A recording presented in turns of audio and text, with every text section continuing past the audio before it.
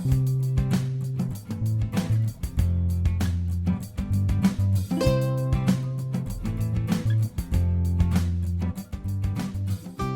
the last episode I released on ancient Egypt, we covered the first pharaoh, Narmer, and how he unified the country into one kingdom. This episode is going to look at what happened next as we explore the early pharaohs of ancient Egypt. So, let's start with the timeline. The history of ancient Egypt totals just under 3,000 years. It's so long, in fact, that Egyptologists have had to divide it into a number of eras. There are three main eras, creatively named the Old Kingdom, the Middle Kingdom, and the New Kingdom. They are considered to be high points in ancient Egyptian history, united, strong, and stable. Between them, we have these intermediate eras, intermediate 1, 2, and 3. This is where things have basically gone to pot, where the kingdom has either been fractured, gone into decline, or even invaded by outside forces. This last era was when Egypt was ruled by foreign empires, such as the Persians and the Macedonians, for example. This episode, however, is going to explore the first two dynasties, which are placed in the first era on this timeline, known as the early dynastic. There are three dynasties in this era. This episode covers the first two, from 2950 BC to around 2650 BC, give or take, with the first dynasty ending and the second beginning at around 2750 BC. Now, it is important to note that going back this far in time, it is harder to be certain about these dates, and therefore Egyptologists are still quibbling about them, so they may vary from source to source. The first dynasty includes a total of 7 pharaohs, the first of which was Hor-Aha. It is believed he was the son of Narmer, whom I covered in my last episode. The most significant achievement after the unification of Egypt was the founding of the city of Memphis. Some Egyptologists consider Narmer as the founder, whilst others Hor-Aha. The site chosen was not the most suitable for building a city. In order to build it, they first needed to build a dam and divert the Nile in order to claim the land to build on.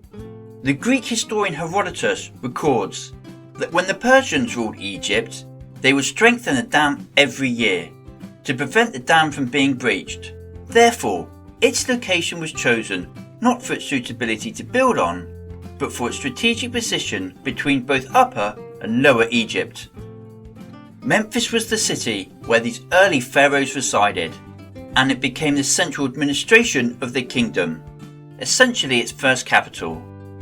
And it would become one of the most enduring and greatest cities in the ancient world. If Memphis was the capital and the centre of administration in Egypt at this time, then Abydos in the south was its most revered, and it remained the burial site for the pharaohs throughout the first dynasty. Hor-Aha's tomb was located in Abydos next to his predecessor Narmer, and according to legend, he died at the age of 62 in the jaws of a hippo whilst on a hippo hunt.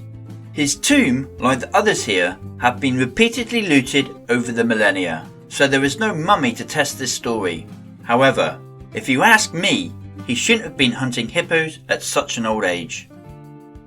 Many of the tombs at Abydos have satellite burials around them. These were occupied by servants, slaves, consorts and even pets, buried with the pharaoh after his death. They were sacrificed due to the belief that they could continue serving him in the afterlife.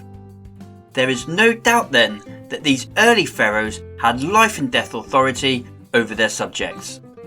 This practice had reached its peak during the first dynasty with the pharaoh Djer, who had a whopping 318 satellite burials alongside his own. However, by the end of the first dynasty, this gruesome practice had come to its end. This tomb is not the tomb of a pharaoh, it is the tomb of the queen Merneith. Her tomb is as remarkable as any in the first dynasty. Egyptologists believe that the significance of such a large tomb for a queen is an indication that her son Den came to the throne as a young boy, and so she acted as regent ruling the kingdom until the young pharaoh came of age. Only a small number of Egyptians could actually read or write. These were the scribes, and they formed the administration of ancient Egypt. They carried out the pharaoh's orders as well as kept detailed records. This included taxation, which now had to be collected throughout the entire country. Therefore, grain was collected and stored in granaries.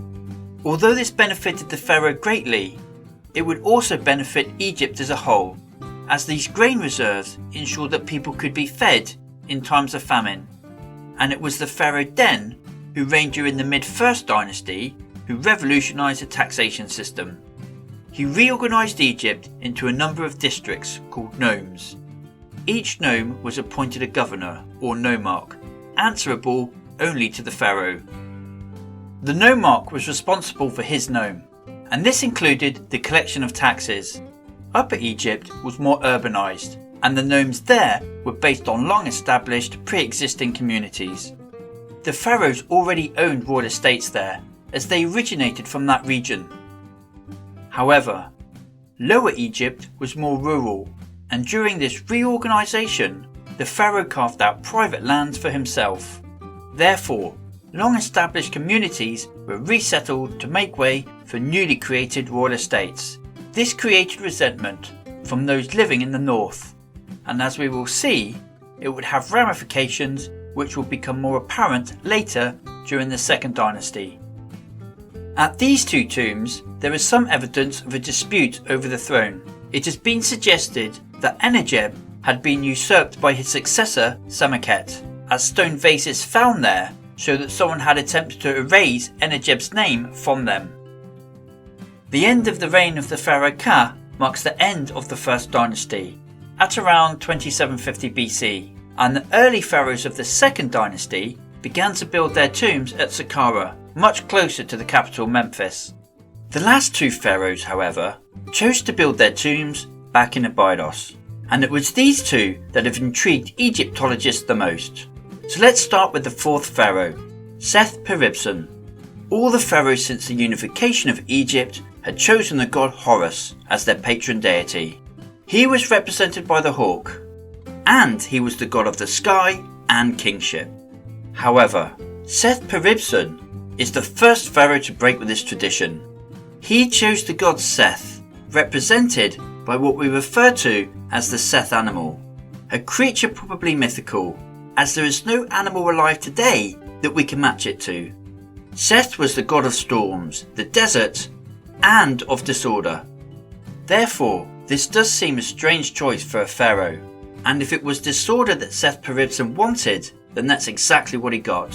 How the events played out are still in debate, but it does appear that a full-scale rebellion erupts in Egypt round about this time, as resentment in the north reaches boiling point. It is believed that this resentment may have stemmed from population resettlement forced on the northerners, when those earlier pharaohs had carved out royal estates for themselves in Lower Egypt.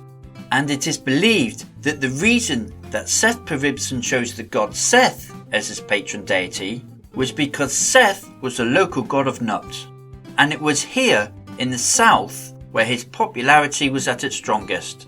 We do know, however, that Seth-Peribsen was unable to subdue this rebellion, and as a result, Egypt during his reign was fractured and remained in turmoil. What Egypt needed to reunite was a strong and determined ruler. Enter Khasekhemwy. It was this pharaoh that took back the north. There are two life-size statues of him that have survived the ages, and the hieroglyphs tell us that his armies killed 47,209 northern rebels. Of course, we will take these numbers with a pinch of salt. It does, however, suggest that this was a very large rebellion indeed. We know that Seth-Peribsen was buried in Abydos, and that the base of his support was in Nubt, and that the rebellion was northern in origin. Stone vessels tell us that the fighting got as far south as the city of Nekeb, on the eastern side of the Nile. So if I was to give you an educated guess on the extent of this rebellion, it may have looked a little something like this. Inscriptions tell us how Khasekhemwy launched a year-long campaign and reconquered the kingdom.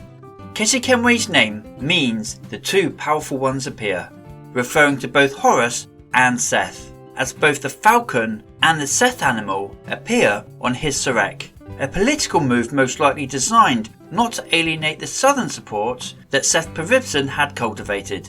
So, to conclude this episode, by the end of the Second Dynasty, after a period of violent civil unrest, Khasekhemwy had reconquered the north and restored Egypt firmly back under the control of the Pharaohs.